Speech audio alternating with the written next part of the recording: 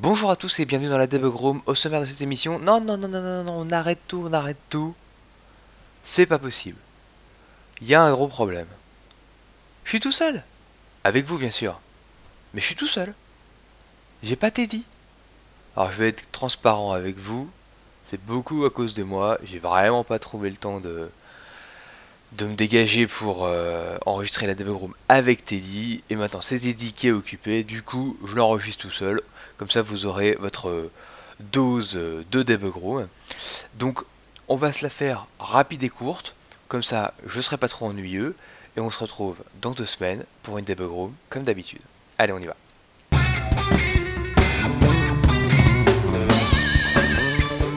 Bonjour à tous et bienvenue dans la Debug Room, l'émission du développement web et mobile présentée par Teddy Valente et Benjamin Hazan. La Debug Room est disponible un lundi sur deux sur debugroom.fr.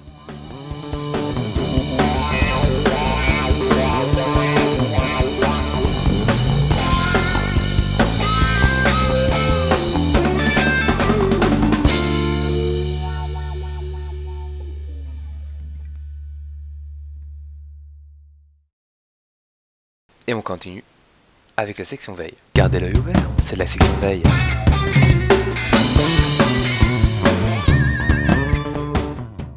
Et donc dans la section veille, je vous parle de jQuery Mobile 1.4.2 qui est sorti. Allez-y, mettez à jour sereinement, c'est que des bugs fixes pour IE 8 et Android 2.3, tout va bien, on peut y aller. C'est toujours bon de le savoir parce qu'on pense pas assez souvent à mettre à jour ces librairies jQuery, notamment pour les mobiles. Je vais pas plus loin, il n'y a pas grand chose d'autre à dire dessus. Bien plus intéressant, les nouveautés de Chrome 33 en fait. Nouvelle release en date de Chrome. Il y a pas mal de choses. Il y a des custom éléments qui sont rigolos qui vont vous permettre de définir en fait des balises, de créer des balises en fait dynamiquement. C'est une API qui s'appelle Web Component que vous allez pouvoir découvrir. Évidemment l'API Web Speech comme d'habitude qui permet de faire de la synthèse vocale. Et puis d'autres petites évolutions sur les plugins et les extensions. Je vous laisserai aller voir les détails de ces choses dans les notes de l'émission. Mais sachez que le Web Speech et le Custom Element sont désormais disponibles dans Chrome 33. Un truc sympa chez Google, ils nous ont sorti la version 1.9.0 de l'App Engine. L'App Engine, c'est en gros le framework, enfin l'environnement d'exécution dans lequel vous faites rouler vos applications, comme disent les Québécois. Euh, En gros, ce qu'il y a de nouveau dans cette version 1.9, alors c'est un nouvel algorithme de MapReduce pour Java, c'est tout. Ça c'est intéressant, ça permet de traiter des gros volumes de données en parallèle. Euh, pour PHP, ils ont amélioré sensiblement l'autoload et notamment avec la gestion des modules. Ils ont aussi pas mal bossé sur le cloud storage et ils ont corrigé deux bugs importants qui tournaient autour de la variable script name et PHP self qui sont assez fréquemment utilisés dans des extensions PHP. Je vous laisserai regarder les détails dans les notes de l'émission, mais sachez que App Engine continue d'évoluer et ça nous fait bien plaisir. Un article assez intéressant pour les fans de JavaScript et notamment de script de pages web qui ressemblent à Pinterest. Vous savez, ces tuiles un petit peu qui s'emboîtent les unes dans les autres en laissant le moins de blanc possible. Et bien il y a un librairie JavaScript qui est très connu et qui nous permet d'avoir ce genre de layout qui s'appelle Masonry, que je vous invite à découvrir parce qu'elle est très efficace. Elle a été popularisée notamment grâce au layout de Pinterest parce qu'elle permettait facilement de reproduire ça.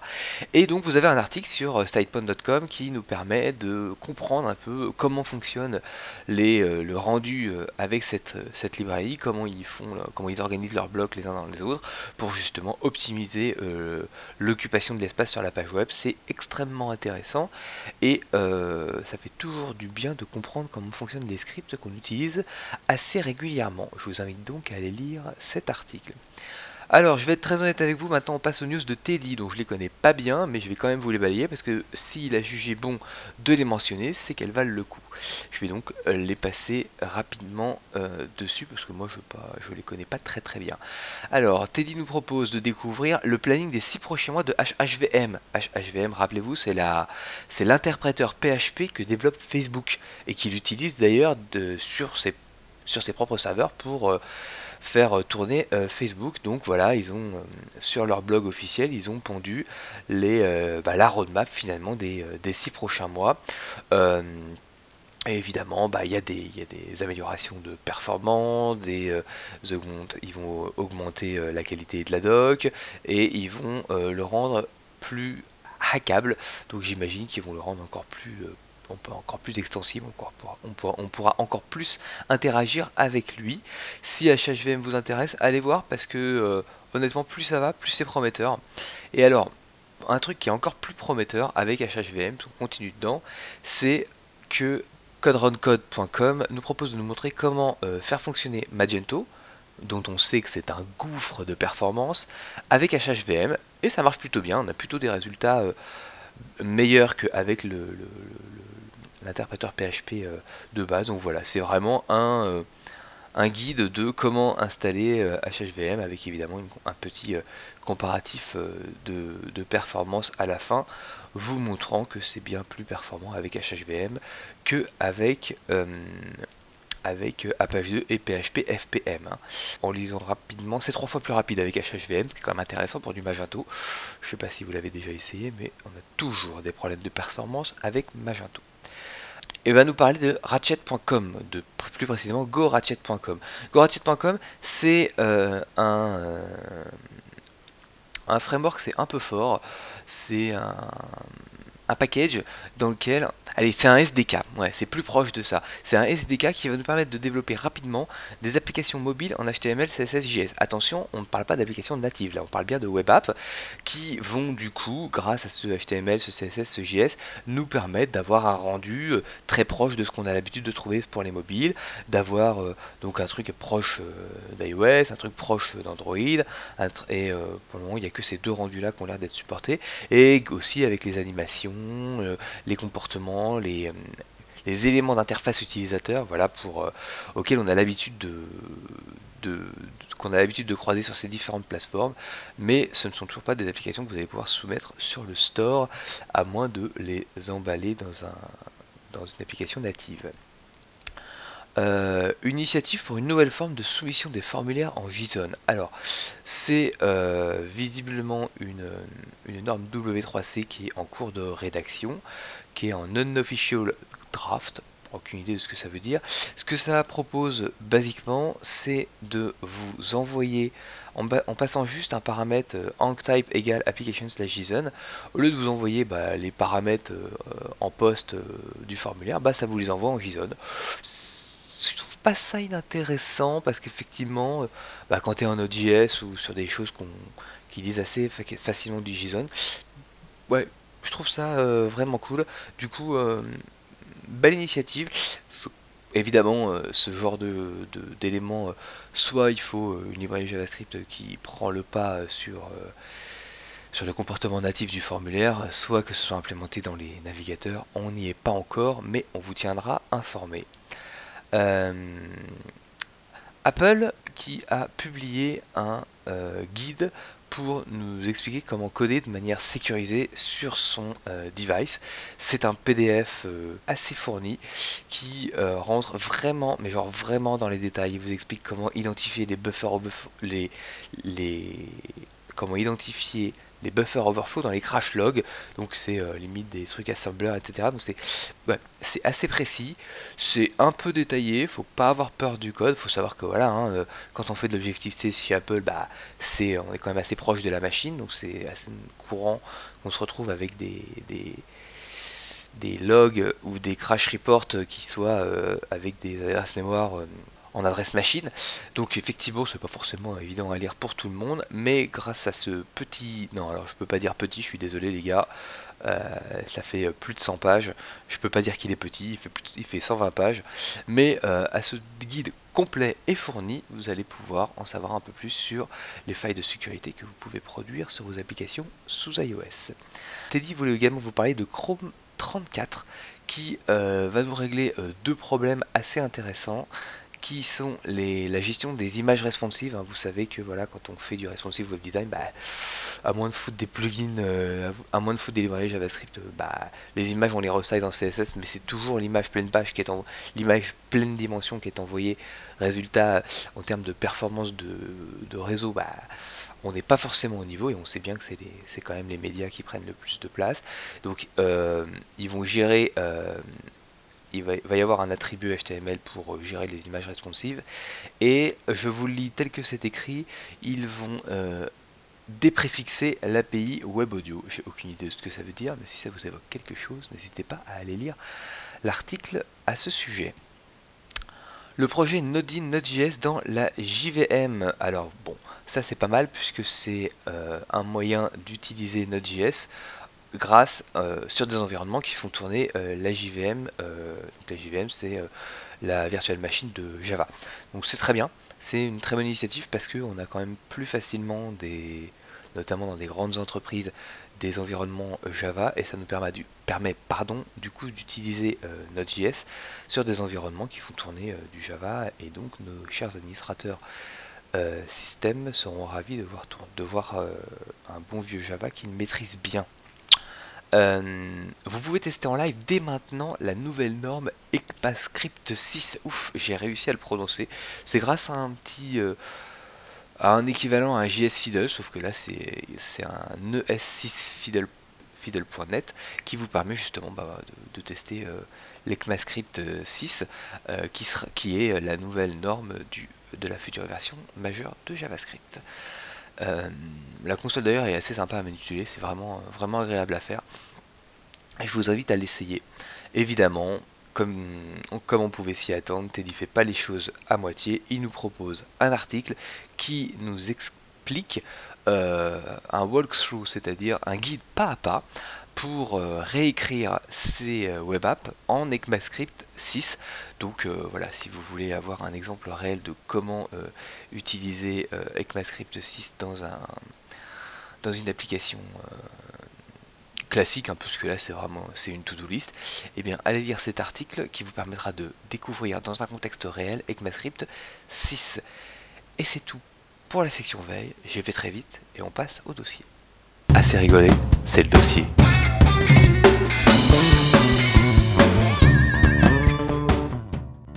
Et c'est toujours moi qui vous parle du dossier, et dans le dossier je vais vous parler du nouvel OS mobile de Samsung, Tizen. Alors Tizen, c'est un OS mobile qui a été développé par Samsung qui pour le moment n'a pas trouvé vraiment preneur sur des smartphones. Il n'y a pas encore de smartphone qui tourne sous Tizen, mais nous avons des produits grand public qui tournent sous Tizen, et notamment toute la gamme Gear de Samsung. Vous savez, les montres, notamment les gros bracelets qu'ils nous proposent, ont fait toute une ils ont sorti un certain nombre de versions récemment, et tous les produits qui sont estampillés Gear par Samsung tournent sous Tizen. Donc j'ai été voir un petit peu comment ça se codait, et Tizen, bon alors ça se code en natif ou en web, et c'est sa grande particularité, c'est que vous avez deux SDK qui vous permettent de faire quasiment la même chose. Un en full web, c'est-à-dire on y va, HTML, CSS, JS, avec évidemment des librairies JavaScript qui vous permettent d'avoir accès aux fonctionnalités du système, hein. Donc alors j'allais dire du téléphone, mais oui, hein, on a accès à une caméra, à un écran, au GPS, enfin à tout ce qu'on a l'habitude de trouver aux notifications, enfin aux carnets de contacts, etc. Mais aussi aux fonctionnalités propres aux montres quand on a une machine qui est plutôt sur un périphérique de montre. Et on a évidemment la même chose en langage natif Tizen, donc qui est du coup intéressant d'avoir les deux. Donc les web développeurs pourront, dans un contexte prévu par cet OS, développer des applications natives dans leur langage de prédilection, c'est-à-dire le HTML, CSS, JS. Je trouve que c'est une très belle initiative, ça rappelle furieusement Firefox OS, rappelez-vous, hein, qui lui d'ailleurs ne propose que la version native web. Je vous en dirai un peu plus une fois qu'on aura eu des exemples, notamment des smartphones qui auront pris cet OS là-dessus, mais vous avez déjà des guides, des IDE dédiés, la doc est parfaite, il y a des tutoriels, les API références bien évidemment, et des applications samples, donc des applications exemples. Allez jeter un coup d'œil sur developer.tizen.org, vous avez vraiment la doc est bien faite, enfin là pour le coup faut vraiment les féliciter, c'est très complet, très détaillé, assez... Enfin moi j'ai pas eu du tout de mal à m'y mettre dedans, on sent que c'est bien fait pour des développeurs, et on félicite Tizen et Samsung pour ce bel OS qui je l'espère nous sera prometteur. Et je vous propose d'enchaîner sur la toolbox. Et maintenant, ouvrons la toolbox.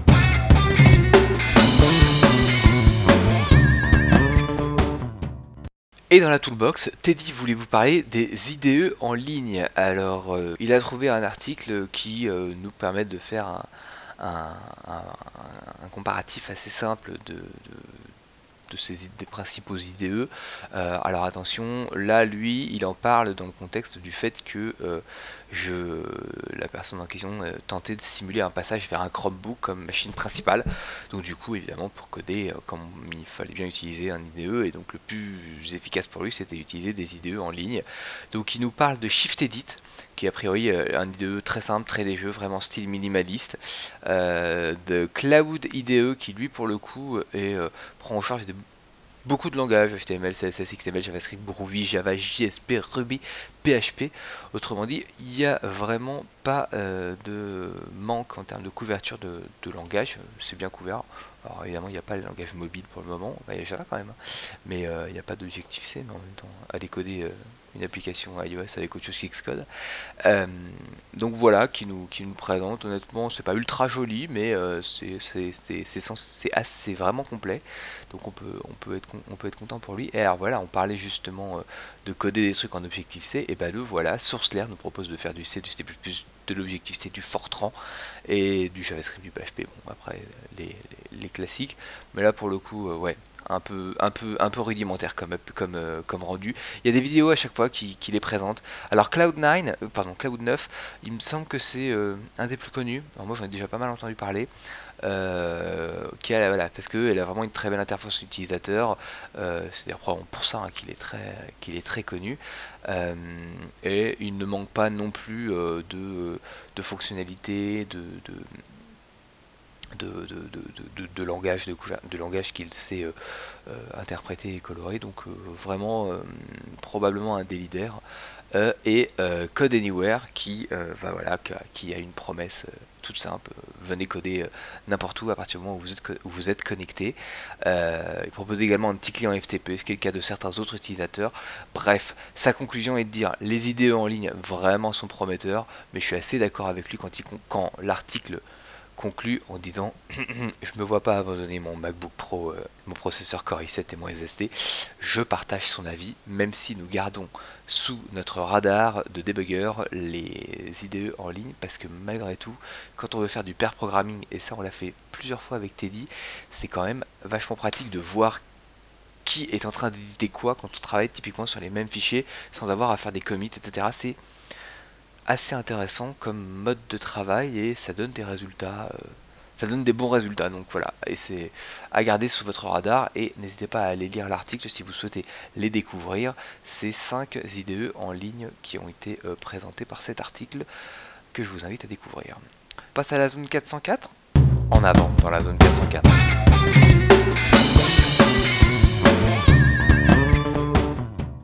Et dans la zone 404, je vous parle d'un article de BBC. Et dans la zone 404, je vous parle d'un article de la BBC qui titre non moins pompeusement quel est le meilleur job pour les personnes intelligentes et feignantes. Je vous le donne en mille. L'article conclut par en gros, le job de développeur, c'est vraiment le job des personnes, le job qui correspond le mieux à ces deux caractéristiques-là, c'est-à-dire feignant et intelligent quand même. Moi, ça me va assez bien, effectivement. Le lazy programming, c'est une tendance qui a eu lieu pendant longtemps, et c'est vrai que quand quelque chose peut être fait par un expert qui n'est pas moi, ça me va assez bien, parce que ça donne souvent de très bons résultats. Donc je me retrouve assez dans cet article qui est un petit peu provocateur, soyons honnêtes, mais que je trouvais rigolo. Allez le lire, c'est vraiment très court en plus, donc ça va pas vous prendre du temps. Ça va pas, pardon, vous prendre de temps à regarder, et ça va vous détendre. Moi, ça m'a bien fait marrer. Teddy voulait nous parler aussi d'un d'un œil, et non pas l'œil de Moscou, mais bien d'un œil organique, pardon, qui a été réalisé en pur HTML5. Et donc je vous laisserai aller voir un petit peu, c'est un lien qui vous permet de contrôler un œil. Donc c'est un gros globe qui suit les mouvements de votre souris. C'est ultra réaliste. Et genre alors c'en est pas dégoûtant, je sais pas comment ils se sont débrouillés, enfin moi ça me dégoûte pas, mais c'est vraiment vraiment très réaliste, très très bien réalisé, pardon. Et honnêtement, moi ça fait à peine chauffer mon MacBook Pro, donc très très très belle réalisation, bravo à eux, c'est très impressionnant. Il y a bravo à Arthurville, qui est la personne qui a réalisé cette démonstration technique, c'est vraiment très chouette à aller voir.